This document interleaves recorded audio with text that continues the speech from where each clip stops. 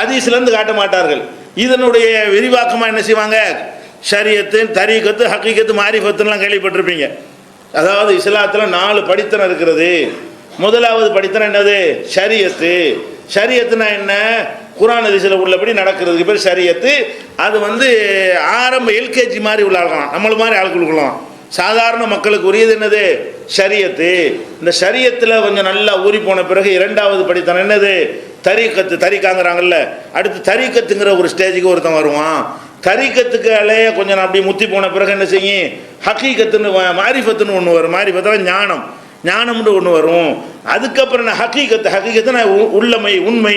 அப்போ தான் உண்மையை வழங்குறோமா. இப்போ வழங்குறலாம் என்ன தப்பான். நம்ம குர்ஆன் ஹதீஸில் விளங்கி அல்லாஹ் பற்றி வழங்குறது, மார்க்கம் எல்லாமே பொய்யா. இதெல்லாம் ஆரம்பத்தில் ஆனாவன் நான் சொல்லித்தர்ற மாதிரி உள்ளது. இதுக்கப்புறம் பெரிய பெரிய ஸ்டேஜ்லாம் இருக்கிறது. 4 ஸ்டேஜ் இருக்குமாங்க. இந்த 4 சொல்லாச்சும் குர்ஆனில் இருக்குதா, ஹதீஸில் ஷரியத்து, தரீகத்து, ஹக்கீகத்து, மாரிஃபத் இருக்குண்டா, அது இருக்குதா? இவங்க சொல்லக்கூடிய மதுஹப் கிதாபுகள்லையாவது ஷரியத்து, தரீகத்து, ஹக்கீகத்து, மாரிஃபத்துன்னு இருக்குதா?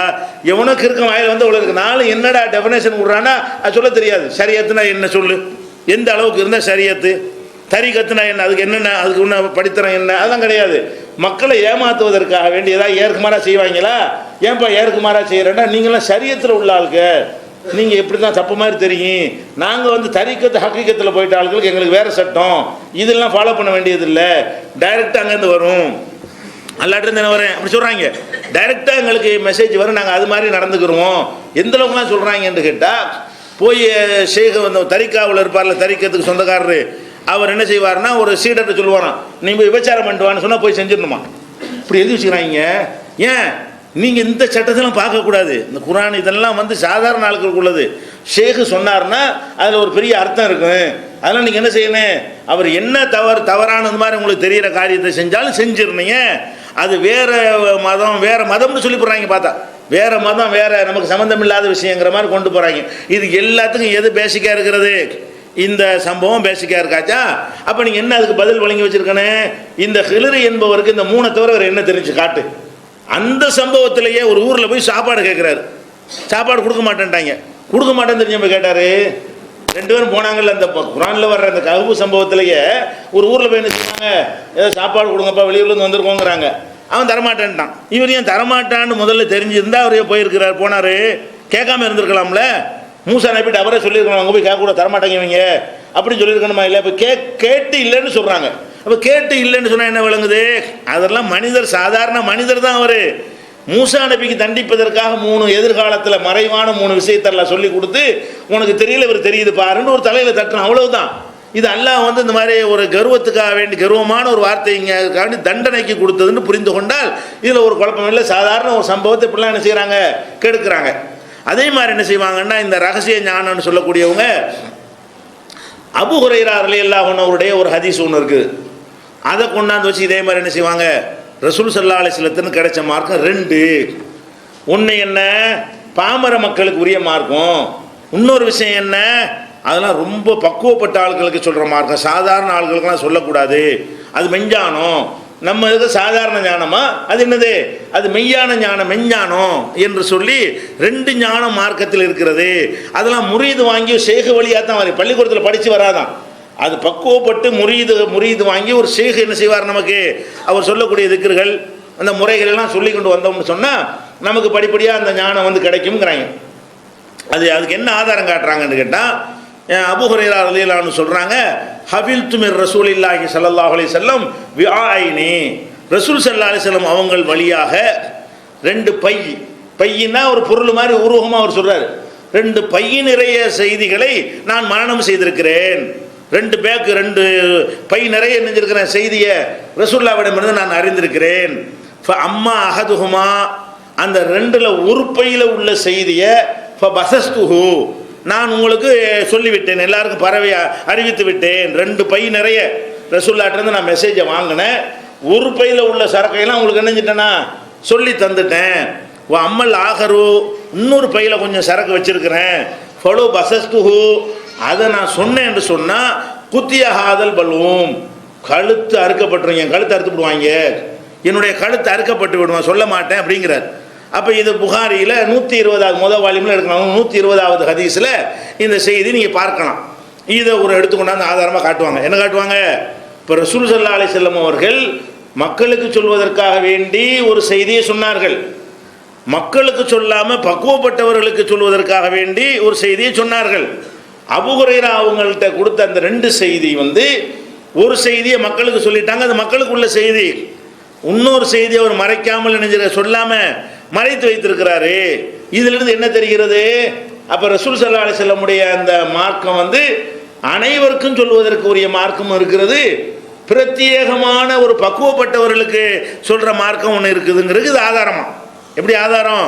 பிரத்யேகமான செலக்ட் பண்ணி தகுதியானவர்களுக்குன்னு சொல்வதற்கு ஒரு மார்க்கம் தனியாக இருக்கிறது. இதை மேலோட்டம் பார்த்தா அப்படி விளங்குற மாதிரி தான் இருக்குது. மேலோட்டம் ஆமாம், இவர் 2ஐயும் சொல்லிட்டு போயிட வேண்டியான ரசூல்லா 2 விஷயத்தை சொன்னாங்கன்னா இவர் என்ன செய்யணும்? 2ஐயும் சொல்லிட்டு போயிட வேண்டியது தானே. இவர் என்ன செய்கிறாரு? 2 சொல்லாமல் 1 சொல்கிறாரு. அது என்ன அர்த்தம் அப்படிங்கிற மாதிரி ஒரு சந்தேகம் வரும். ஆனால் இது என்ன மேட்ரு என்பதற்கு அபூ ஹுரைரா அவங்களே என்ன செய்கிறாங்கன்னு கேட்டால் சூசகமாக இது என்ன விஷயம் என்பதை ஒரு இடத்துல விளக்குறாங்க. எப்படி விளக்குறாங்கன்னா, வயலுன் லில் அரபுகளுக்கு கேடு வந்து விட்டது, அரபியருக்கு கேடு நெருங்கி விட்டது, மின் ஷர்ரின் கதிக்கு தரப நெருங்கிவிட்ட ஒரு தீய செயலின் காரணமாக அவங்களுக்கு கேடு ஏற்பட்டு விட்டது. அந்த கேடு எப்போ ஏற்படும்? அலா ரஅஸி சித்தீன், ஹிஜ்ரி 60வது ஆண்டின் துவக்கத்தில், ஹிஜ்ரி 60உடைய துவக்கத்தில் அரபுகளுக்கு ஒரு கேடு காத்திருக்கிறது அப்படின்னு என்ன செஞ்சாங்க? அபூ ஹுரைரா சொன்னாங்க. இந்த 60க்கு ஒரு கேடு இருக்குன்னு அவங்க சொன்னாங்களே, என்ன என்று கேட்டிங்கன்னா, இந்த 60ல் தான் அந்த முஆவியா காலத்தில் குழப்பமெல்லாம் ஏற்பட்டு யஸீது ஆட்சிக்கு வர்றார். யஸீது அந்த நாட்டை ஆட்சி பண்ணுவதற்கு கைப்பற்றி கொள்ளும் பொழுது முந்தைய ஆட்சியோடு ஒப்பிடும் பொழுது அது ஒரு மோசமான ஆட்சி தான். யஸீதுடைய ஆட்சி ஒரு மற்ற முஆவியா சஹாபி வரைக்கும் இருக்கிற வரைக்கும் ஓரளவுக்கு பாராட்டத்தக்க வகையில் இருந்தது, குறை சொல்ல முடியாத வகையிலையாவது இருந்தது. ஆனால் அந்த யஸீது வந்த பிறகு நிறைய குழப்பங்கள்லாம் ஏற்பட்டு விட்டது. அப்போ அவங்க அபூ ஹுரைரா என்ன சொல்லுவாங்கன்னு கேட்டால், அடிக்கடி இது ஹாக்கிமில் வரக்கூடிய ஹதீஸு, அதாவது அரபுகளுக்கு 60வது ஆண்டின் துவக்கத்தில் ஒரு கேடு காத்திருக்குதுங்கிறார். அல்லாஹ்ட்ட பாதுகாப்பும் தேர்றாரு. அல்லாஹும்ம இன்னி அஊது பிக்க மின் ரஅஸி சித்தீன், 60வது ஆண்டுடைய துவக்கத்தை விட்டு என்னை காப்பாத்துட்டாரு. அல்ல 59ல் அவர் நினைஞ்சிட்டான், அவர் கைப்பற்றிக்கிட்டான். அவர் துவாவை எல்லாம் ஏற்றுக்கொண்டு 60 வரைக்கும் அவர் வாழலை. அவர் என்ன இதில் சொல்ல வர்றாருன்னு கேட்டால், எதிர்காலத்தில் அந்த 60க்கு பிறகு பல மோசமான ஆட்சியாளர்கள்லாம் வருவாங்க. இவங்க இது 60க்கு துவக்கத்தில் என்னமோ நடக்க போன்னு வகையாக வரும். அபூ ஹுரைரா மக்கள்கிட்ட போய் 60ஆம் ஆண்டு துவக்கத்தில் ஒரு பெரிய கேடு காத்திருக்கிறதுன்னு சொல்வதாக இருந்தால் இது அல்லாஹ் சொல்லலாம், அல்லாஹ்வுடைய ரசூல் சொல்லலாம். அபூ ஹுரைராவுக்கு வேறு யாருக்கும் சொல்ல முடியுமா? அவர் சொல்ல முடியாது. அப்போ 60வது ஆண்டில் என்னமோ நடக்க போகுதுங்கிறத இவர் சொல்வதாக இருந்தால் அது வஹீயின் மூலமாக வந்த ஒரு செய்தியைத்தான் அவர் சொல்லியிருக்க முடியும். இவருக்கு வகையில் வராது. அல்லாஹ்வுடைய ரசூல் என்னமோ இவர்கிட்ட சொல்லியிருக்கிறாங்க, 60ல் நடப்ப பயங்கரமான விஷயம்லாம் இருக்குது, இன்னும் நாட்கள் ஆட்சிக்கு வருவாங்க, பேர் வரைக்கும் கூட ரசூல்லா சொல்லி இருக்கலாம். அப்போ அந்த ஆட்சியாளர்களால் ஏற்படக்கூடிய கேடுகளை பட்டியல் போட்டு ரசூல் ஸல்லல்லாஹு அலைஹி வஸல்லம் இவருக்கு சொல்லி இருக்கிறாங்க. சொல்லாமல் இந்த வார்த்தை அவர் சொல்ல மாட்டார். அதைத்தான் அவர் என்ன சொன்னார்னா, இது மார்க்கத்தை உங்கள்கிட்ட சொல்லிவிடுவேன், அவன் வருவான் ஆட்சிக்கு, இவன் வருவான் ஆட்சிக்கு, அவன் இப்படி செய்வான் இவன் அப்படி செய்வான்னு சொன்னா கழுத்தறுத்து போடுவாங்களே இல்லை ஆட்சியில் உள்ளவன், அதான் கழுத்தறுத்துவாங்கன்னு சொன்னார். ஒரு செய்தி மார்க்கத்தை சொன்னால் கழுத்தையாக இருப்பான். 2 விதமான ஒரு மார்க்கத்தை சொல்லி ஒரு மார்க்கத்தை சொன்னால் கேட்டுக்குருவாங்க, இன்னொரு மார்க்கத்தை சொன்னால் கழுத்த இருப்பாங்கன்னு. ஏன் கழுத்த இருக்கிறான்? தரிக்கா முறியுதுன்னு சொன்னால் கழுத்த எடுத்துட்டாங்களே. போனால் எவ்வளோ பேர் தரிக்கா முறியுது ஏமாற்றிட்டு இருக்க தான் செய்கிறாங்க. இந்த மெசேஜ்லாம் கழுத்து இருக்கிற மெசேஜா? எது கழுத்தா இருப்பான்? ஆட்சியில் இருக்கிறவனுக்கு எதிராக என்னத்தையாவது சொன்னால் அறுத்துப்படுவாங்க. அப்படி செஞ்சாங்க. ஆட்சியில் இருக்கக்கூடியவர்கள் அவங்களுடைய தவறுகளை சுட்டி காட்டும் பொழுதெல்லாம் என்ன செஞ்சாங்க? அந்த மாதிரி ஆட்களை எல்லாம் கொடுமைப்படுத்தி அழித்தார்கள்.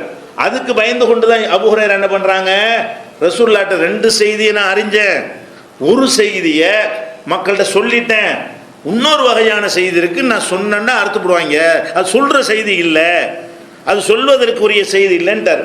அப்போ இதில் நம்ம என்ன விளங்கிறோம்? மார்க்க சம்பந்தமான ஒரு விஷயமாக அது இருக்க முடியாது. அபூ ஹுரைரா அவர்கள் அறிந்து கொண்ட செய்தியில் 2ல் ஒன்று மார்க்க சம்பந்தமானது எல்லாருக்கும் சொல்லி ஆக வேண்டும், இன்னொன்று முன்னறிவிப்புகள் நம்ம அமர்ச்சி என்ன இருக்குது, யஸீது வரப்போகிறான், கொடுமைப்படுத்த போகிறாங்கிற ஒரு செய்தியை அறிந்து கொள்வதனால நம்ம அமல் செய்வதற்கோ ஏதாவது நம்ம இபாதத்தோட சம்பந்தம் இருக்குதா, மக்கள் அமல் செய்வதற்கு அதில் ஏதாவது தீனோட தொடர்பு இருக்காண்டா, இல்லை ஒரு சம்பவம் எதிர்காலத்தில் இன்னது நடக்கும் என்ற ஒரு சம்பவத்தை அதை சொல்வதனாலேயோ சொல்லாமல் போகிறதுனாலையோ மார்க்கத்துக்கு ஒரு கேடு கிடையாது. அவர் என்ன பார்க்குறாரு, இது நமக்கு ஒரு மெசேஜாக ரசூலுல்லாஹ் சொன்னாங்க, இதை போட்டு சொல்லி இதுக்காக வேண்டி பிரச்சனை உண்டாக்கி நம்மளை தீர்த்து கட்டிட போகிறாங்க, நம்ம பாட்டுக்கு அதை மறைச்சிக்கிறோம்னு சொல்லி அவர் மறைச்சிருக்கிறாரு. மார்க்கமாக இருந்தால் மறைக்குவாரா? மறைக்க மாட்டார்.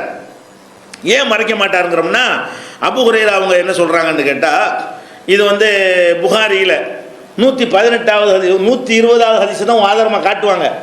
நம்ம என்ன செய்யணும், 118 கொஞ்சம் படிங்கன்றணும். 120வது ஹதீஸ் ஆதாரமாக காட்டுறீங்கல்ல, 118லேருந்து கொஞ்சம் படிங்க. 118 என்ன இருக்குன்னு கேட்டால், இருக்கிற நம்ம சஹாபாக்கள்லேயே ஹதீஸ் ரொம்ப அறிவித்தது யார்? அபூ ஹுரைரா தான். நீங்கள் எந்த கிதாப் எடுத்து பார்த்தாலும் ஹதீஸுகளை ரொம்ப சொன்னவர் யார் தான்? அபூ ஹுரைரா தான் சொல்லுவார். எதாக இருந்தாலும் ரசூலுல்லாஹ் சொன்னாங்கன்னு அறிவிக்கிற முதல் அறிவிப்பாளர் யார் தான்? இவராக தான் இருப்பார். நிறைய ஹதீஸுகளில் இவருக்கு நிகராக யாருமே அறிவிக்கலை, இவர் அளவுக்கு யாருன்னு செய்யலை, ஹதீஸுகள் அறிவிக்கலை. அப்போ இது அவர் காலத்தில் என்னவாகுதுன்னா ஒரு கொஸ்டின் ஆகுது, என்னப்பா உன்னை விட அபூபக்கர் உமர் நெருக்கமான சஹாபாக்கெல்லாம் ஒன்று 2 ஹதீஸ் தான் அறிவிக்கிறாங்க, நீ பாட்டு கால ரசூலுல்லாஹ் சொன்னாங்கன்னு ஒரு அடிக்கிறியங்கிற மாதிரி அபூ ஹுரைராவுடைய காலத்தில் என்னவாயிருது, இது ஒரு கொஸ்டின் ஆகுறது. சில பேர் என்ன செய்கிறாங்க, அக்ஸர் அபூ ஹுரைரா ரொம்ப தான் அறிவிக்கிறாரு, கிண்டலா ரொம்ப அறிவிக்கிறாருன்னு சொல்லி என்ன செய்கிறாங்க, பேசுகிறாங்க. இது அபூ ஹுரைராவுடைய காதுக்கு போகுது. அப்போ அபூ ஹுரைரா ரலியல்லாஹு அன்ஹு சொல்கிறாங்க, இன்னன்னாஸ யகூலூன, மக்கள் எல்லாம் சொல்கிறார்கள், அக்ஸர் அபூ ஹுரைரா ரொம்ப ரொம்ப அறிவிக்கிறாரு. அது ரொம்ப அறிவிக்கிறாருன்னா அது குறை சொல்கிற விதமாக, ஒரு பாராட்டுற விதமாக இல்லை, குறை சொல்கிற விதமாக என்ன செய்கிறாங்க, ரொம்ப அறிவிக்கிறார் என்று சொல்கிறார்கள். நான் ரொம்ப அறிவிக்கிறேங்க, எனக்கு வேலையாயுது, எனக்கு தேவையாயுது, நான் எதுக்கு அறிவிக்கிறேன் தெரியுமா? லவ்லா ஆயத்தானி ஃபீ கிதாபில்லா, அல்லாஹ்வுடைய வேதத்தில் 2 வசனங்கள் இருக்கிறது, அது மாத்திரம் இல்லை என்று சொன்னால் மா ஹத்தஸ்து ஹதீஸா, ஒரு ஹதீஸும் அறிவிச்சிருக்க மாட்டான். என்னமே வேலை ஏற்று போய் உட்காந்து ஹதீஸ் அறிவிக்கிறது தயாரித்து அறிவிக்கிற மாதிரி நினச்சிட்டு இருக்கிறீங்களா? நான் எதுக்காக இதை அறிவிக்கிறேன்? குர்ஆனில் 2 வசனம் இருக்கிறது. 2 வசனம்னா பக்ராவில் உள்ள 159 160 2 வசனத்தை சொல்கிறாங்க. பக்ராவில் இருக்கக்கூடிய 2வது அத்தியாயத்தில் இருக்கக்கூடிய 159 160 இந்த 2 வசனங்கள் அடுத்தடுத்து வரக்கூடிய 2 வசனங்கள். இந்த 2 வசனத்தை வாட்சி காட்டுறாரு. எப்படி செய்கிறாரு? அதான் இன்னல்லதீன யக்துமூன மா அன்ஸல்னா மினல் பையினாத்தி வல் ஹுதா, நாம் அருளிய தெளிவான நேர்வழியை யார் மறைக்கிறார்களோ அவர்கள் அல்லாஹ்வும் சபிக்கிறான் அப்படின்னு அல்லாஹ் கண்டிக்கிற மாதிரி என்ன செய்யுது அந்த வசனங்கள் சொல்லுகிறது. அல்லாஹ்ட்டேருந்து வர்ற ஒரு மார்க்கத்தை மறைச்சிடக்கூடாது, மறைக்கிறது பயங்கரமான குற்றம் என்று இந்த 2 வசனங்களும் எச்சரிக்கிறது. அதுக்கு பயந்து தான் அறிவிக்கிறேன். நான் பாட்டுக்கு தெரிஞ்ச ஹதீஸெல்லாம் மனசுக்குள்ள வச்சுட்டு போயிருப்பேன். எதுக்கு நான் சொல்கிறேன்? மார்க்கத்தை மறைச்சா அவ்வளோ குற்றம்ன்றத இவ்வளோ நியூஸ் தெரிஞ்சுக்கிட்டு நம்ம எப்படி சொல்லாமல் இருந்து அல்லாட்ட பாவி ஆயிடுவோமே என்கிற ஒரு பயத்தினால தான் நான் அறிவிக்கிறேன். அவர் எது சொல்கிறார்? நிறைய அறிவிக்கிற காரணம் என்ன சொல்கிறாருன்னா, நான் உண்டாக்கிலாம் அறிவிக்கலை, தெரிஞ்ச விஷயத்தை அறிவிக்க தவறினோமையானால் அல்லாஹ்விடத்தில் அது கடுமையான குற்றம் என்று என்ன செய்கிறாரு? ஃபஸ்ட்டு இந்த பதிலை சொல்லிடுறாரு. அடுத்து என்ன செய்கிறாருன்னு கேட்டால், அப்போ எனக்கு மட்டும் இப்படி ரொம்ப தெரியும், சீனியர் சஹாபாக்களுக்கெல்லாம் தெரியாத விஷயம் இவர் லேட்டாக இஸ்லாத்துக்கு வந்தவர், அப்போ லேட்டாக இஸ்லாத்துக்கு வந்தவரான எனக்கு எப்படி தெரியும் என்று நீங்கள் நினைக்கலாம். அதுக்கும் ஒரு காரணம் இருக்கிறது. என்ன காரணம்? இன்ன இஹ்வானனா மினல் முஹாஜிரின், எங்களுடைய முஹாஜிர் சகோதரர்கள் இருக்கிறாங்களே, மக்காவிலிருந்து ஹிஜ்ரத் செய்து வந்த சகோதரர்கள், அவங்களெல்லாம் கான யசுகுலுஹும் ஸஃபகு பில் அஸ்வாக், கடை வீதிகளில் போய் வேலை தேடிக்கிட்டு இருப்பதே அவங்களுடைய ஒரே டியூட்டியாக இருந்தது. வந்தாங்க, சாப்பாட்டுக்கு வழி இல்லை, ஒரே வேலைன்னு நினைச்சுவாங்க, பள்ளிவாசலில் தங்க மாட்டாங்க. அவங்க பாட்டுக்கு என்ன வெளியூர்லேருந்து வந்திருக்காங்கல்ல, வெளியூர்லேருந்து வந்தவங்களுக்கு உள்ளூரில் இருக்கக்கூடிய ஆள் கிடைக்கிற வாய்ப்பு கிடைக்காது, குறையத்தான் கிடைக்கும். உள்ளூரில் உள்ள ஆளுகளுக்கு அறிமுகம் இருக்கும், அவங்களுக்கு அதிகமான வாய்ப்பு கிடைக்கும். வெளியூர்லேருந்து வந்தாங்கன்னா வாய்ப்பு குறைவாக தான் இருக்கும். உள்ளூர் ஆள் அவர் ஆகுற வரைக்கும், அறிமுகங்கள் ஏற்படுற வரைக்கும் கஷ்டப்பட வேண்டி வரும். அதுக்கு தான் அவர் என்ன சொல்கிறாருன்னு கேட்டால், முஹாஜிர்கள் வெளியூர்லேருந்து வந்தாங்களா, அவங்களுக்கு சாப்பாட்டு பிரச்சனை இருந்ததா, அதுக்காக என்ன பண்ணுவாங்கன்னா டெய்லி அங்கே ரசூலுல்லாஹ் என்ன சொல்கிறாங்கன்னு உட்காந்து கேட்டுட்டுலாம் இருக்க மாட்டாங்க. அவங்க பாட்டுக்கு காலையில் எந்திரிப்பாங்களா, தொழுவாங்களா, கடத்தூருக்கு போய் என்ன வேலை கிடைக்குது, கூலி வேலை கிடைக்குதா, அந்த வேலை எந்த வேலை கிடைக்குதோ அதுக்கு என்ன செய்வாங்க, போய் விடுவார்கள். இன்ன இஹ்வானனா மினல் அன்சார் சகோதரர் இருக்காங்களே, அவங்களாவது பள்ளியாசல் வந்து கிடப்பாங்கன்னு நினைக்கிறீங்களா? அவங்க என்ன செய்வாங்கன்னு கேட்டால், கான யசுகுலுஹுமுல் அமலு ஃபி அம்வாலிஹிம், அவங்களுக்கு தோட்டம் துறவு பேரிச்ச மரம் அதை காப்பாற்றி அதுக்கு ஒர்க் பண்ணுறது அவங்களுக்கு சரியாக இருக்க நேரம். அப்போ அவங்களுக்கு இருக்கிற தோட்டம் தோப்புகளை எல்லாம் தோப்பு துறவு உள்ளாளுங்க, தோப்பு துறவுகளை பாதுகாக்கிற வேலை அவங்களுக்கு, வேலை தேடுறது இவங்களுக்குமாக இருந்ததுனால எல்லாருமே வந்து மஸ்ஜித் நபவியில் இருக்க மாட்டார்கள். பள்ளிவாசலில் உட்கார்ந்து இருந்தால் தான் நிறைய ஹதீஸ்கள் கிடைக்கும். ரசூல்லா பேசுகிறத எல்லாம் கேட்டு இருக்கிற வாய்ப்பு அவங்களுக்கு கிடைக்கவில்லை. நான் என்ன செய்கிறேன், அவர் என்ன செய்கிறாரு, இன்னும் அபா ஹுரைரா, இந்த அபு ஹுரைரா இருக்கிறேனே, நான் என்ன செய்வேன்னு கேட்டால், கான எல்சம் ரசூலுல்லாஹி ஸல்லல்லாஹு அலைஹி வஸல்லம், ரசூலுல்லாஹ்வோடையே தான் இருப்பேன். சாப்பாட்டுக்கு என்னன்னு நான் யோசிக்க மாட்டேன், வேலைக்கு என்னன்னு யோசிக்க மாட்டேன். யாராவது சாப்பிடன்னு கூட்டிகிட்டு போனால் கூட போய் சாப்பிடுவேன். பால் கொண்டு வந்தால் ரசூலுல்லாஹ் தருவாங்க, அதை குடிப்பேன். இல்லைன்னா பள்ளிவாசலில் கிடப்பேன். சாப்பாடு ஒரு மேட்ரு கிடையாது எனக்கு. நான் வந்து ரசூலுல்லாஹ்ட்டையே இருந்தேன். பிஷபை பத்தனிகி, வயிற்று பசியோட ரசூலுல்லாஹ்வோட இருப்பேன். சாப்பாடு பசிச்சவனை சம்பாதிக்கிற ஓட மாட்டேன், அது மாதிரி இருந்தேன். ஓ யஹுலுர் மாலா யஹுலுருன், அவர்கள் ஆஜராகாத சந்தர்ப்பங்களில் எல்லாம் நான் ஆஜராகி இருப்பேன். ஓ யஹபலு மாலா யஹபலுன், அவர்கள் மனனம் செய்யாத விஷயங்களை எல்லாம் நான் மனனம் செஞ்சேன். 2 மேட்ரு சொல்றாரு. உனக்கு எப்படி ரொம்ப தெரியும் என்பதற்கும் பதில் சொல்றாரு, நீங்க ரொம்ப அறிவிக்கிற அதுக்கும் பதில் சொல்றாரு. ரொம்ப எப்படி தெரியும், எப்படி தெரியும்னா, மற்றவங்கெல்லாம் சபையில் இருக்க நான் இருந்தேன், மற்றவங்கெல்லாம் அறிந்து கொள்வதற்கு ரசூலுல்லாவே ஒட்டிக்கிட்டு இருந்தால் தானே செய்தி நிறைய கிடைக்கும். அவங்க சுற்றிக்கிட்டு ஒரு நாளைக்கு ஒரு தடவை 2 தடவை, ஒரு வாரத்துக்கு ஒரு தடவை வந்து ரசூலுல்லாஹ் பார்த்தாங்கன்னா அவங்களுக்கு எத்தனை ஹதீஸ் தெரியும்? இப்போ எனக்கு என்ன இருக்குது, அவங்க பேசுனது யாரை, எந்த தூதுக்குழு வந்தாலும் அதில் ஒரு ஆள் நான் இருப்பேன். யாராவது சந்திக்க வந்து பேசிக்கிட்டு இருந்தால் நான் ஒரு ஆள் உட்காந்து கேட்டுகிட்டே இருப்பேன். அப்போ ஒவ்வொரு விஷயமும் எனக்கு தெரியாமல் நடக்காது என்கிற அளவுக்கு பள்ளி வாசலே கெதி என்று நான் கிடந்தேன். அதனால எனக்கு நிறைய தெரிந்ததுன்னு, நிறைய தெரிஞ்சதுக்கு ஒரு காரணம் சொல்லிவிட்டார். சரி, தெரிஞ்ச அம்புட்டையும் அறிவிச்சிட்டு இருக்கிற, அல்லாவுக்கு பயந்து தான் அறிவிக்கிறேன், மறைக்கக்கூடாதுன்ட்டான்ல, மறைச்சா கடுமையான தண்டனை இருக்குன்ட்டான். அப்போ நிறைய தெரிஞ்ச விஷயத்தை நான் நிறைய அறிவிக்க தானே வேணும் அப்படிங்கிறாரு. இதில் என்ன விளங்குது, இது புகாரில் 117, இதில் என்ன விளங்குது, அபூ ஹுரைரா அவர்கள் வந்து மார்க்கத்தை மறைக்கக்கூடாது என்பதை நன்றாக தெரிந்து வைத்திருக்கிறார். மார்க்க விஷயத்தில் மறைத்தது பயங்கரமான பாவம் என்று அபூ ஹுரைரா அவர்கள் விளங்கி வைத்திருக்கிறார். அதுதான் ஆதாரம் காட்டுறாரு. மார்க்கத்தை மறைச்சால் அல்லாட்ட மாட்டிக்கிருவேன், அதுக்கு பயந்துக்கிட்டு அறிவிக்கிறேங்கிறாரு. அப்போ அவர் மறைச்சது மார்க்க விஷயமா இருக்குமா? 2 பைய அறிந்து ஒரு பைய சொல்லிட்டேன், ஒரு பைய சொல்லலைன்னு சொன்னார்னா, அப்போ அவர் சொல்லாமல் இருந்தது மார்க்க விஷயமா இருக்குமா? மார்க்க விஷயமா இருந்தால் மாட்டிக்கிறவாரு. அல்லாஹ் 259 260 கண்டிக்கிறானே, மார்க்கத்தை மறைச்சேன்னு வை, நடக்கிறது வேறண்டு அல்ல எச்சரிக்கிறான். அது எனக்கு தெரியும்னு வேற அவர் சொல்றாரு. அதுக்கு பயந்துக்கிட்டு தான் அறிவிக்கவும் செய்யறேங்கிறாரு. அல்லாவுக்கு பயந்துக்கிட்டு அறிவிக்கிறதை கடமையாக்கி கொண்ட ஒருத்தர் வந்து ரசூல் ஸல்லல்லாஹு அலைஹி வஸல்லம் சொன்ன மார்க்கத்தில் பாதியை சொல்லிட்டு பாதியை மறைச்சி இருப்பாரா? அப்போ அது எதனால அவர் சொல்லாமல் இருந்திருக்கிறாரு? இது மார்க்கம் ஏற்று கிடையாது, அவன் இப்படி செய்வான் அப்படி செய்வாங்கிறலாம் மார்க்கமா? அது அந்த காலத்தில் வாழ்ந்தவர்களுக்கு யூஸ் ஆகும், நமக்கு கூட யூஸ் ஆகாது. யசீதை பற்றியோ அவருக்கு பிந்தி வந்த ஆட்சியாளரை பற்றி ரசூலுல்லாஹ் சொன்ன விஷயம் நமக்கு இப்போ தெரிஞ்சு நமக்கு என்ன ஆகும், அதனால் என்ன நன்மை, என்ன ஒன்றுமே கிடையாது.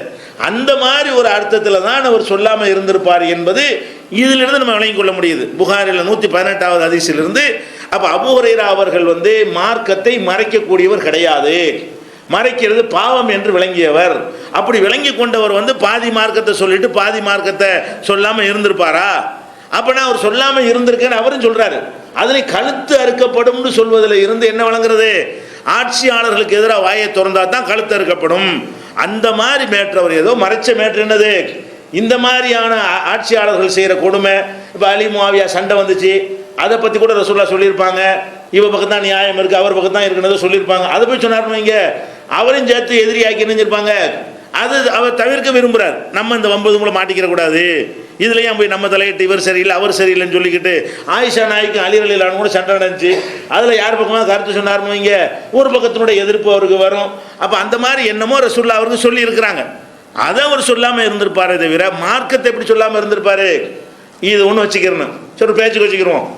இவங்க சொல்கிற மாதிரியே ஒரு மெஞ்ஞானோட வச்சுக்கிறோம். அபூ ஹுரைரா சொன்னது வந்து நம்மளை மாதிரி சாதாரண மக்களுக்குரிய ஞானம், அவர் சொல்லாமல் இருந்தது மெஞ்ஞானம்னு வச்சுக்கிடுவோம். அவர் தான் சொல்லலை, இல்லை போய் உனக்கு எப்படி தெரியும்?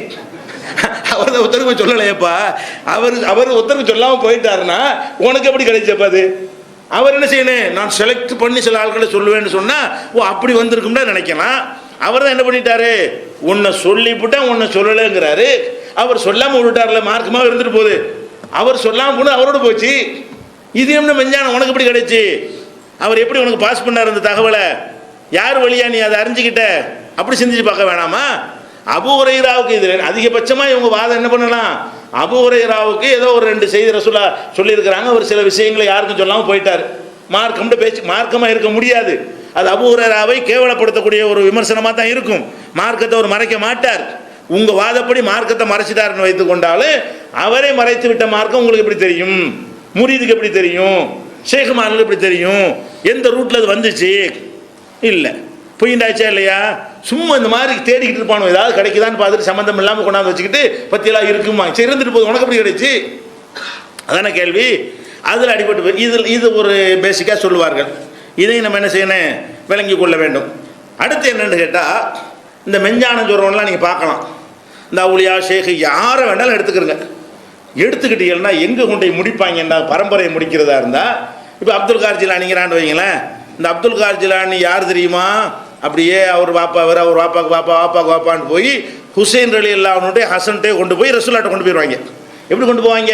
எந்த ஒரு செத்து போன ஆட்களுக்கு தர்கா கட்டினாலும் சரி, அவர் யாராக தான் இருப்பார். இவங்க ரெக்கார்டில் ரசூல்லாவுடைய பாரம்பரியத்தில் கூட முடிச்சிருவாங்க. இப்படி அவர் வாப்பா இவர், எவனுக்கு ஆதரவு கேட்க போகிறோம், சும்மா விடுறது தானே. இவர் வாப்பா அவர் வாப்பா அவர்னு கடைசி எங்கே போய் விடுவாங்க? ஹசனோ ஹுசைன் ரெண்டில் ஒரு ஆள்கிட்ட போவாங்க. ஹசன்கிட்ட கொண்டே முடிச்சு, ஹசனுடைய வாப்பா அலிட்ட கொண்டே முடிச்சு, பாத்திமாட்ட முடிச்சு, அப்படி யார்கிட்ட வந்துடுவாங்க? ரசூல்லாவுடைய பரம்பரை. இவங்கெல்லாம் எந்த கபருக்கும் ரசூல்லா பரம்பரை தான். அது சாவுல மீதாக இருந்தாலும் ரசூல்லா பரம்பரை தான். அந்தல் ஹசனியுல் ஹுசைனின்றுவாங்க. கொஞ்சம் கிரேடு கூட்டுறாதான் என்ன செய்வாங்க தெரியுமா? வாப்பா வழியில் ஹசன், உம்மா வழியில் ஹுசைன்றுவாங்க. அந்தல் ஹசனியுல் ஹுசைனியா. நீங்கள் ஹசன் பரம்பரை ஹுசைன் பரம்பரை யாருக்கு மூணுக்கு தவளை வச்சுக்கிறாங்க. அவர் ஹசன் பரம்பரையா ஹுசைன் எப்படிப்பா பரம்பரைன்னு கேட்டால், உம்மா வழியில் எப்படி போனால் ஹுசைனில் போய் முடியும், வாப்பா வகையில் எப்படி போனால் ஹசனில் போய் முடியும், இப்படின்னு சொல்லி எல்லாமே எங்கே முடிப்பாங்க? இப்படியா கொண்டு முடிச்சிருவாங்க. இந்த அவுலியாக்கள்னு சொல்லக்கூடிய எல்லார்டைய கிஸ்ஸாவை நீங்கள் எடுத்து பார்த்தீங்கன்னா, அந்த பரம்பரை கண்டிப்பாக எதில் போய் முடியும்? ரசூல்லாவுடைய பாரம்பரியத்தில் வந்தவங்க. ரசூல்லா பாரம்பரியத்தை தவிர எந்த பாரம்பரியத்திலையும் மகானு நல்லடியாரெலாம் வரமாட்டாங்கன்னு ஒரு புதிய ஒரு கோட்பாடை உண்டாயது. ஷியா கோட்பாடு. இது யார் கோட்பாடு? ஷியாக்கள் தான் அப்படி சொன்னாங்க. ரசூல்லாவுடைய பாரம்பரியம் மட்டும்தான் ஆளணும், அவங்க மட்டும்தான் சரியான குடும்பம், வேறு யாருக்கும் ஆட்சி பொறுப்பு இல்லை. அலியை பாராட்டுறதுக்காக வேண்டி அபூபக்கர் காஃபிர்லாம் சொன்னாங்க. அபூபக்கர் காஃபிர், உமர் காஃபிர், எல்லாருமே காஃபிர் ஆகிவிட்டார்கள், அலி ஒரு ஆள் தான் கரெக்டாக இருந்தார் என்றெல்லாம் இந்த ஷியாக்கள் கதை எழுதி வச்சுக்கிறாங்க. இவங்க என்ன பண்ணுறாங்க என்று கேட்டால், இவங்களுடைய கொள்கை, ஷியாக்களுடைய கொள்கை எப்படின்னு கேட்டால், ரசூல் ஸல்லல்லாஹு அலைஹி வஸல்லம் அவர்கள் மக்களுக்கு சொன்ன மார்க்கம் வேற, அலி வழியாக சில மார்க்கத்தை அவங்க நினைஞ்சிருக்கிறாங்க சொல்லி அதை படிப்படியாக வாரிசாகவோ அவங்களுக்கு வேண்டப்பட்ட ஒரு வழியாகவோ ரகசிய ஞானத்தை அங்கே கொடுத்துட்டு போனாங்க. அபூ ஹுரைரா ஒரு பக்கம் சொல்லிக்கிறாங்க. அபூ ஹுரைரா அடிபட்டவங்க என்ன செய்வாங்க? அலி ரலியல்லாஹு கொண்டே முடிப்பாங்க. அலி ரலியல்லாஹு அவர்களுக்கு ரசூல் ஸல்லல்லாஹு அலைஹி வஸல்லம் அவர்கள் பொதுமக்களுக்கு சொல்வதையெல்லாம் பள்ளிவாசலில் பொதுவாக சொல்லிவிட்டார்கள். மருமகன்டா வீட்டோடு தானே இருப்பாங்க. மருமகனாக இருக்கனால கூப்பிட்டு என்ன செய்வாங்க? இது ரகசியமான விஷயம், எல்லாட்டும் சொல்லிவிடாதே, ரொம்ப பக்குவப்பட்ட ஆளை பார்த்து சொல்லு என்று அலி ரலியல்லாஹுக்கு ஸ்பெஷலாக நினைஞ்சாங்க சொல்லி கொடுத்தாங்க என்று ஒரு கதையை கட்டினாங்க. இது எதுக்கு கட்டினாங்க தெரியுமா? இப்போ ரசூல் ஸல்லல்லாஹு அலைஹி வஸல்லத்துக்கு பிறகு அபூபக்கர் ஆட்சியில் இருந்தாங்க, அது குழப்பம் இல்லாமல் இருந்துச்சு. உமர் ரலியல்லாஹு ஆட்சி இருந்தது, அதுவும் சிறப்பான குழப்பம் இல்லாத ஆட்சி. உஸ்மான் ரலியல்லாஹு காலத்தில் ஒரு குழப்பமான ஆட்சி நெஞ்சிருச்சு. அவங்களே முஸ்லீம்கள் சிலராலே உஸ்மான் கொல்லப்படுறாங்க, அந்தளவு குழப்பமான ஆட்சியாக போச்சு. அதுக்கப்புறம் அலி ரலியல்லாஹு ஆட்சிக்கு வந்துட்டாங்களா. அலி ரலியல்லாஹு ஆட்சி காலத்தில் இஸ்லாமிய சாம்ராஜ்யம் ரெண்டாக போச்சு. அபூபக்கர் காலத்தில் ஒட்டுமொத்த முஸ்லீம்களுக்கு ஒரு ராஜ்யம் தான். உமர் ரலியல்லாஹு காலத்தில் முஸ்லீம்களுக்கு பூரா ஒரு நாடு தான். உஸ்மான் ரலியல்லாஹு காலத்தில் முஸ்லீம்களுக்கு பூரா ஒரு நாடு தான். அலி ரலியல்லாஹு காலத்தில் என்ன ஆச்சுன்னு கேட்டால், அவங்களுக்கு மதீனாவில் ஒரு ஆட்சியும், மாவியா இருக்காங்கல்ல ரசூலோட அவர் மச்சனை, ரசூல்லாவுக்கு மச்சான் அவர் மாவியா, அவர் சகோதரி ரசூல்லா கல்யாணம் பண்ணியிருக்காங்க உம்மு ஹபீபாவை. அப்போ அவங்களுக்கு என்ன செய்கிறாங்க? அவர் ஷாமில் உட்காந்துக்கிட்டு நான் தான் இங்கே ஜனாதிபதின்ட்டார், இங்கே ஒன்று அங்கே ஒன்று. கடைசியில் அலி ரலியல்லாஹு மதீனாவில் இருக்க முடியாத நிலைமை கூபாவை கூடி போயிட்டாங்க. தலைநகரத்திலே ரசூல்லாவுடைய தலைநகரத்திலே அவருக்கு ஆட்சி பண்ண முடியாத அளவுக்கு அங்கே மக்கள் ரெண்டு அணியாக பிரிந்து இருக்கிறாங்க. மதீனாவிலே அலி ரலியல்லாஹு சப்போர்ட் இல்லை. கூஃபாவில் போய் என்ன செய்கிறாங்க? தலைநகரத்தை மாற்றிக்கிட்டு ஆட்சி பண்ணுறாங்க. இப்போ என்ன ஆச்சுன்னா, அலியா மாவியாவா அப்படிங்கிற மாதிரி ஒரு அரசியல் ஸ்டண்ட் வருது. அப்போ அலி ரலியல்லாஹுக்கு சப்போர்ட்டு மக்களுடைய ஆதரவை பெறணும்னா என்ன பண்ணணும்? நம்ம ரசூல்லாவை யூஸ் பண்ணுவோம்னு திட்டம் போடுறான் ஒரு கூட்டம். என்ன திட்டம்? ரசூல்லா அலி தான் தகுதியான ஒரு ஆட்சிக்கு, இது அப்போவே அவர் வந்திருக்கணும். அபூபக்கர் ஏமாற்றி ஆட்சியை பிடிச்சிக்கிட்டாரு. ரசூல்லாவுக்கு பிந்தி என்னது, அவர் வசியத்தை செஞ்சாங்க. ரசூல்லா எனக்கு பிறகு அலி தான் ஆட்சிக்கு வரணும்னு நினைஞ்சாங்க, வசியத்து செஞ்சாங்க. அது கூட ஆயிஷா நாயிட்ட கேட்பாங்க, ஆயிஷா நாயிட்ட போய் உங்க அலிக்கு என்னமோ ரசூல்லா வசியத் செஞ்சாங்களாம்ல கடைசி நேரத்தில். என்னது கடைசி நேரத்தில் வசியத் செஞ்சாங்களா? கடைசி நேரத்தில் என் மடியில் தானே படுத்த ரசூல்லா தூங்குனாங்க, என்னுடைய நெஞ்சில் தான் 5 நாள் அணைச்சிக்கிட்டே உட்காந்துக்கிட்டு இருந்தேன். யாருக்கு போய் வசியம் செஞ்சாங்க? எனக்கு தெரியாமல் எப்படி வசியம் செய்ய முடியும்? ஆயிஷா நாய் கேட்பாங்க, அலிக்கு எப்படி வசியம் செஞ்சிருப்பான்? அவர் எங்கே வந்தார்? என் வீட்டில் தான் இருந்தாங்க ரசூல் ஸல்லல்லாஹு அலைஹி வஸல்லம். உடம்பு சரியில்லாமல் போனோன்னு நினச்சிட்டாங்க, எல்லா மனைவிமாரையும் கூப்பிட்டு எனக்கு எல்லா வீட்டுக்கு நான் வர முடியாது, ஆயிஷா நாய் வீட்டில் இருந்துக்கிறேன்ட்டாங்க. உடம்பு சரியில்லாமல் போனதுலேருந்து மௌத்தா போகிற வரைக்கும் எங்கே தான் ஆயிஷா நாய் வீட்டில் இருந்தாங்க. ஆயிஷா நாயுடைய நெஞ்சில் சாய்ந்தவர்களாகத்தான் உயிரை விட்டாங்க. அவங்க என்ன செய்கிறாங்க, கடைசி நேரத்தில் அலிக்கு வசியம் செஞ்சாருன்னா எனக்கு தெரியாமையா? நான் தானே என்னோட தான் எனக்கு ஒரு வினாடி கூட பிரியாமல் நானில் இருந்தேன் கூட அப்படின்னு ஆயிஷா நாயை கூட கேட்பாங்க. அப்படி கதை விட்றாங்க, அலிக்கு வந்து ரகசியமாக சொல்லி கொடுத்தாரு அந்த மாதிரி அப்படின்லாம் சொல்லும் பொழுது இதையும் கொஞ்சம் சேர்த்துக்கிறாங்க. எப்படி ரகசியமான ஞானம் இருக்கிறது, அதெல்லாம் அலிக்கு சொல்லி கொடுத்தாங்க, அவர்கிட்ட இருந்த முரீது வழியாக படிப்படியாக என்ன செய்யும் எங்களுக்கு வரும். இந்த முரீதுகளுக்கு எங்கே கொண்டே முடிப்பாங்கன்னு கேட்டால் அங்கே கொண்டே முடிச்சிருவாங்க.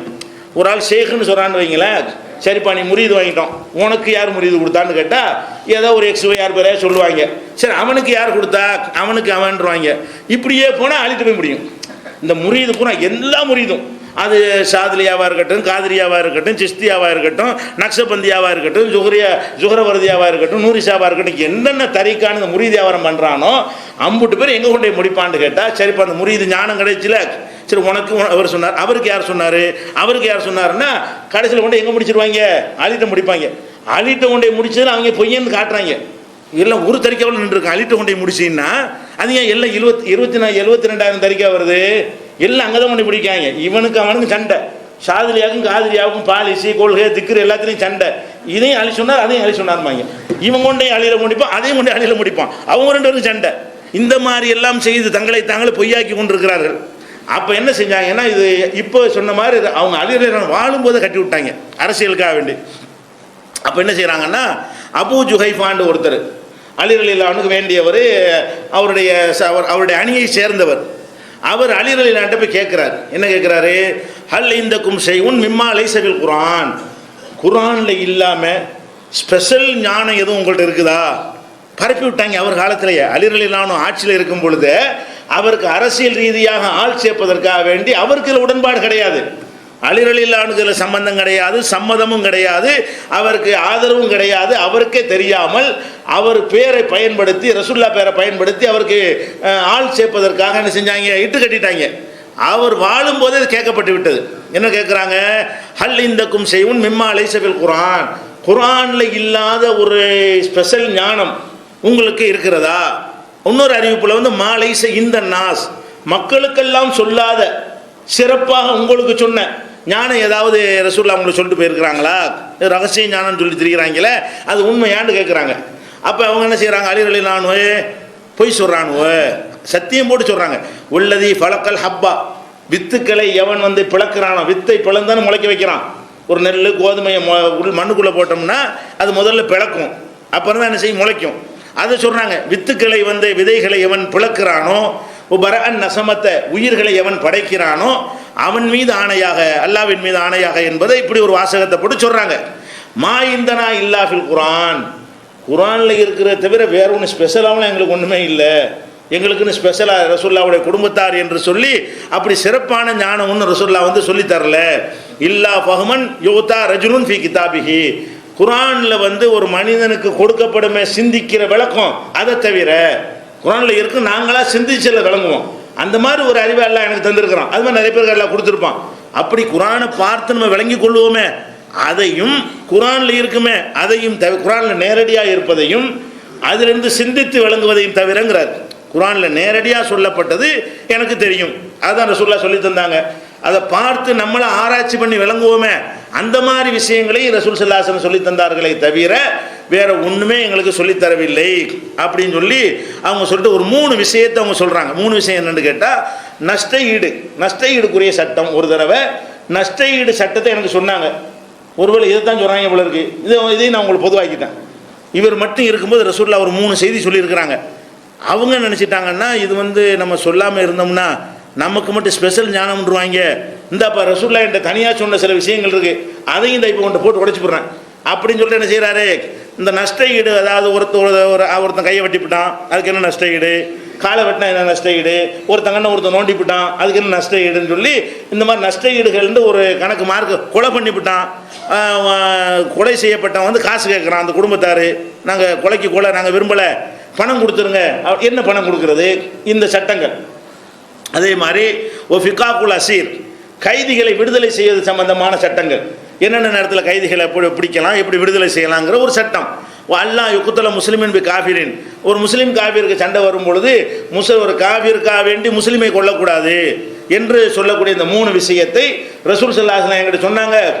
அதையும் இந்த போட்டு உடைச்சுவிட்டோன்ட்ட அப்படிங்கிறாரு. இது புகாரியில் 111, 6915, 6903, 3047 இதில் எல்லாம் இருக்கிறது. இன்னொரு அறிவிப்பில் என்ன செய்கிறாங்கன்னா கூடுதல் தகவல் சொல்கிறாங்க. பல சந்தர்ப்பங்களில் கேட்குறாங்க, ஒவ்வொரு தடையாக யோசிச்சு பார்த்து என்ன செய்கிறாங்க, இது ஒன்று சொன்னாங்க ரசூல்லா, இது ஒன்று சொன்னாங்கன்ட்டு யோசிச்சு பார்த்து அனைத்தையும் பொதுவாக்கிட்டு போயிட்டார்.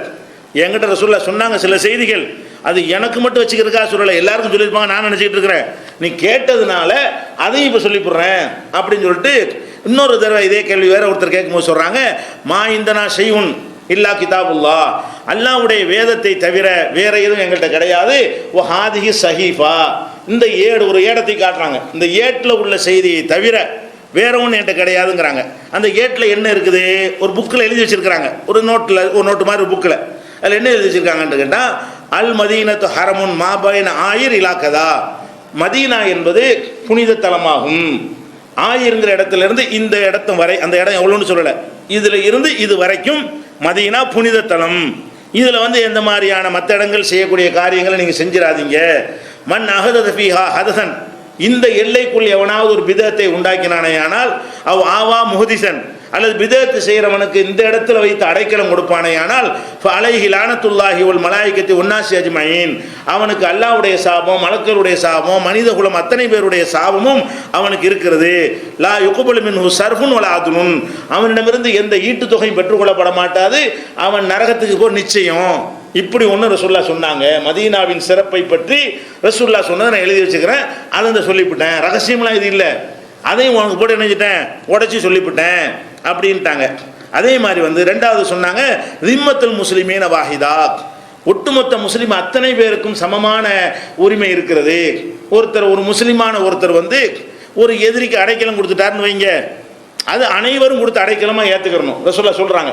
இப்போ ஒருத்தர் வந்து ஒரு எதிரியான ஒரு ஆளை அரசாங்கம் தேடிட்டு இருக்கிறாங்க, ஒரு முஸ்லீம் என்ன செஞ்சிட்டாரு, இஸ்லாமிய நாட்டில் நான் அடைக்கலம் கொடுக்குறேன்னு வீட்டுக்குள்ளே அடைக்கலம் கொடுத்து கள்ளத்தன்மை ஒழிச்சு வைக்கக்கூடாது, நான் உனக்கு அடைக்கலம் தர்றேன்னு சொல்லிவிட்டாரே, ஆனால் அதை வந்து அரசாங்கம் ஏற்றுக்கணும். அவன் அடைக்கலம் கொடுத்து, நான் முஸ்லீம் ஒருத்தன் கொடுத்துட்டான்னா முஸ்லீம் அரசாங்கமே கொடுத்த மாதிரி தான். அதிம்மத்துல் முஸ்லிமீன வாஹிதா, முஸ்லீம்கள் அத்தனை பேருடைய அந்த அடைக்கலம் கொடுத்ததும் சமமானது, ஒன்று தான் அப்படின்னு ரசூல்லா வந்து இது பெரிய ஒரு விஷயம். அதையும் சொல்கிறாங்க ரசூல் ஸல்லல்லாஹு அலைஹி வஸல்லம். இப்படி ஒருத்தன் அடைக்கலம் கொடுத்த பிறகு, ஒருத்தன் அடைக்கலம் கொடுத்துன்னு அர்த்தம் போய் அவனை கொள்றான்னு வைங்க, அப்படி செஞ்சால் அவன் மீது அல்லாஹ்வுடைய சாபம், மலக்குகளுடைய சாபம், மனிதர்களுடைய சாபமெல்லாம் இருக்குதுன்னு சொல்லிட்டு அதை வந்து சொல்கிறாங்க. ரெண்டாவது செய்தி அந்த ஏட்டில். மூணாவது என்ன இருக்குண்டா, உமன் தவல்லா கௌமன் பி கைரி இதனி மவாலிஹி, அதாவது எஜமானர்களுடைய அனுமதி இல்லாமல் அடிமைகளுக்கு அவன் ஒருத்தன் காசு கொடுத்து ஒருத்தன் வாங்கியிருப்பான், இவன் போய் அதுக்கு பொறுப்பாளியாக ஒருத்தன் ஆகி கொண்டானேயானால் அவனுக்கு அல்லாஹ்வுடைய சாபம் இருக்குங்கிற அந்த செய்தியெல்லாம் சொல்லி அவங்க இந்த 3 விஷயம் வேற ஒரு 3 விஷயத்தை சொல்கிறாங்க. இது புகாரியில் 3172, 3180, 1870 இதில் எல்லாம் இருக்கிறது. அப்போ இது போக திருமதியில் என்ன செய்கிறாங்கன்னு கேட்டால், அப்துல்லா இப்னு அப்பாஸ் சொல்கிறாங்க, அவங்களோட ரசூல்லா பாரம்பரியம் தானே, அவங்களோட ரசூல்லாவுடைய பெரியாப்பா மகன் தானே, தம்பி தானே, அவங்கள்ட்ட போய் கேட்குறாங்க, எங்கள் ரசூல்லா குடும்பத்தாருக்குன்னு ஸ்பெஷலாக ஏதாவது சொல்லிட்டு போயிருக்காங்களான்னு. அவர் என்ன செய்கிறாருன்னா, கான ரசூலுல்லாஹி ஸல்லல்லாஹு அலைஹி வஸல்லம் அப்தம் அமூரா, ரசூல்லா வந்து அல்லாஹ்வுடைய கட்டளைப்படி நடக்கக்கூடிய அடியாராக தான் இருந்தார்கள், இஷ்டத்துக்கெல்லாம் அவர் செய்ய முடியாது, அல்லாஹ் சொன்னால் எல்லாத்தையும் சொல்லிவிட வேண்டியதுதான். இப்னு அப்பாஸ் என்ன சொல்கிறாங்க, அல்லாஹ் வந்து ஒரு விஷயத்தை சொல்லுண்டா அவள் இஷ்டத்துக்கு வச்சுக்கிட்டுலாம் சொல்ல முடியாது, சொல்லுன்னா சொல்லிவிட வேண்டியதுதான். அது எந்த ஒன்றை என்ன செய்யல, மக்களுக்கு மறைச்சிட்டு போகவில்லை, அனைத்தையும் பொதுவாக சொல்லிவிட்டார்கள். மா இஹ்தசனா தூனன் நாசி இல்லா பிசலாத், 3 காரியத்தை தவிர மக்களுக்கு எங்களுக்கு வித்தியாசப்படுத்தலை, 3 விஷயம் மட்டும் என் குடும்பத்தாராகிய நீங்கள் பேணிக்கொள்ள வேண்டும். 3 விஷயத்தை ரசூல்லா எங்களுக்கு சொன்னார்கள். ரசூல்லாவுடைய ஃபேமிலியாக இருந்தால் இந்த 3 உங்களுக்கு சிறப்பு சட்டம் என்று சொன்னார்கள். இதை தவிர பாக்கி எல்லாம் எங்களுக்கு ஒன்று தான், சிறப்பு கிடையாது. அது 3 என்னன்னு கேட்டால், நாங்கள் வந்து சதக்காவை சாப்பிடக்கூடாது, ரசூல்லாவுடைய குடும்பமாக இருந்தால் ஜக்காத்து சதக்கா பொருளை என்ன செய்யக்கூடாது, அன்பளிப்பாக வாங்கி கொள்ளலாமே தவிர தர்ம பொருள்களை தர்மமாக பிச்சையாக ஜக்காத்தாக போடப்படுற பொருள்களை ரசூலுல்லாஹ்வுடைய பாரம்பரியத்தில் உள்ள யாரும் கியாமத் நாள் வரைக்கும் சாப்பிடக்கூடாதுன்னு ஒரு சட்டம் சொன்னாங்க. இது எங்களுக்கு மட்டும் உள்ளது. இதில் வந்து பாருங்கள், இதை செய்ய மாட்டாங்க. வாங்கி திங்கிறோம்ல, ரசூலுல்லாஹ் பரம்பரைன்னு சொல்லிக்கிறோம், ஊர் ஊராக போய் பிச்சை எடுப்பான். இது ரசூலுல்லாஹ் எது இல்லைன்னாங்களோ அதை போய் சொந்தம் கொண்டாடுறோம். பாருங்களேன், இந்த முரீதுக்கு வாங்குற 50 பேர் பிச்சை தான் வாங்குறாங்க.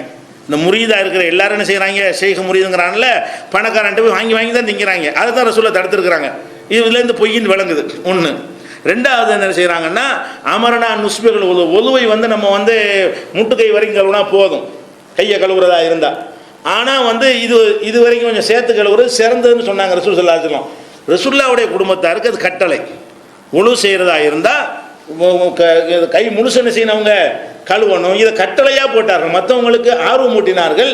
எங்களுக்கு நினைஞ்சாங்க, நீங்கள் ரசூலுல்லாஹ் குடும்பமாக இருந்தால் சொர்க்கத்தில் மகசரில் வரும்போது தனி அடையாளம்னு சொல்கிறாங்க. அந்த உழு செய்த இடங்கள் எல்லாம் பளிரென்று பிரகாசிக்கும். அந்த மாதிரி பிரகாசிக்கக்கூடியவர்களாக என்னுடைய குடும்பத்தார் கொஞ்சம் கூட இருக்கணும். நல்ல விஷயத்தில் ஆசைப்படலாம்ல. குடும்பத்தாருக்கு வேறு சலுகையெல்லாம் கொடுக்கல. ஜக்காத்து திங்காதுன்னு சொல்லிட்டு மண்டையில் அடிக்கிற அவங்களுக்கு கஷ்டமான ஒரு சலுகை இதுதான் கொடுத்தாங்க. இந்த மாதிரி ஒன்றை ரசூலுல்லாஹ் எங்களுக்கு கட்டளை இட்டார்கள். அதே மாதிரி வந்து இந்த கழுதையும் குதிரையும் கிராஸ் பண்ண வைக்கிறது, அதாவது இப்போ கழுதையும் ஆண் கழுதையும் பெண் கழுதையும் சேர்த்து விட்டு அதிலிருந்து கோவேறு கழுதையை உண்டாக்கும்ல, இந்த மாதிரி ஒரு வேலையை வந்து மார்க்கத்தில் அனுமதி இருக்குது. என்னுடைய குடும்பத்தார் செய்யாதீங்க. என்னுடைய குடும்பத்தாராக இருக்கக்கூடியவர்கள் வந்து மாறுபட்ட 2 உயிரினங்களை இனச்சேர்க்கை செய்ய விடக்கூடாது என்று ரசூல் ஸல்லல்லாஹு அலைஹி வஸல்லம் எங்கள் குடும்பத்தாருக்கு மட்டும், என்னுடைய குடும்பத்தார் வந்து இந்த வேலையை 3 செய்யக்கூடாது, ஜக்காத்து சாப்பிடக்கூடாதுன்னாங்க. ஒழு செய்யும் போது முழுமையாக நீங்களும் கூடுதலாக என்ன செய்யணும், கழுவுறதை கட்டளையாக்குனாங்க. கிராஸ் பண்ணுறதுக்கு இல்லையா உயிரினங்களை, அந்த மாதிரி எல்லா உயிரினத்தும் கூட வரல. கழுதை குதிரை தான். கழுதையும் குதிரையும் இணைஞ்சு பிறக்கிறது தான் கோவேறு கழுதைங்கிறது. அது கழுதையை விட கொஞ்சம் கூட இருக்கும், குதிரையை விட கொஞ்சம் கம்மியாக இருக்கும் கோவேறு கழுதைங்கிறது. அந்த கோவேறு கழுதையை உருவாவதற்கு காரணமாக இருக்கிற இந்த செயலை நீங்கள் செய்யாதீங்க. கோவேறு கழுதை தப்பு கிடையாது. ரசூலுல்லாஹ் ஏறிலாம் போயிருக்கிறாங்க. ரசூலுல்லாஹ் என் குடும்பத்தார் அந்த வேலையை செய்ய வேண்டாம், இதுதான் ரசூல் ஸல்லல்லாஹு அலைஹி வஸல்லம் சொன்னது என்று திருமதியில் 1623வது ஹதீஸில் இருக்கிறது. அப்போ இதில் என்ன வழங்குது? அப்போ ரசூல் ஸல்லல்லாஹு அலைஹி வஸல்லம் ரகசியம்லாம் வச்சுட்டு போகல, தெளிவாக ஒரு வசனத்தை தெரிஞ்சுக்கிறங்க. அம்புட்டுக்கு மரணடியாக 21வது சூறாவில் 109வது வசனத்தில் இருக்கிறது. ஃபைன் தவல்லோ, நபி அவர்கள் புறக்கணிப்பார்கள் எனால் சொல்லிவிடுங்கள், ஆதன்துக்கும் அலா சவா, உங்கள் அத்தனை பேருக்குமே சமமாக அறிவித்து விட்டேன். அது ஒருத்தனுக்கு கொஞ்சம் கூட ஸ்பெஷல், உனக்கு கொஞ்சம் கம்மி, அதெல்லாம் கிடையாது. ரசூலுல்லாஹ் அல்லாஹ் என்ன கட்டளை போடுறான், ஆதன்துக்கும் அலா சவா, உங்கள் அத்தனை பேருக்கும் சமமாக நான் அறிவித்து விட்டேன் என்று மக்களிடத்தில் சொல்லுங்கள். அப்போ ரசூலுல்லாஹ் கொண்டு வந்த மார்க்கத்தில் அனைவருக்கும் சொன்ன எது குர்ஆன்லேயும் ஹதீஸ்லையும் இருக்குதோ அதுதான் அனைவருக்கும் உள்ளது. அது இல்லாத ஒன்றை ரகசியமாக யாருக்கும் சொல்லலை என்று சொல்லி குர்ஆனில் 21:109 வசனமும் சொல்லுகிறது. இன்னும் இவர்கள் என்னென்ன மாதிரியான வரட்டுவாதங்கள், இந்த மெஞ்ஞானம் முடிஞ்சு போச்சு, வேறு எந்த மாதிரியான வரட்டுவாதங்கள்லாம் வைத்துக்கொண்டு இந்த சமாதி வழிபாடு, தரிகா, இந்த மாதிரி தனி மனித வழிபாடுகளை எல்லாம் நியாயப்படுத்துகிறார்களோ அது இன்ஷா அல்லாஹ் அடுத்தடுத்த நாளில் பார்க்கலாம்.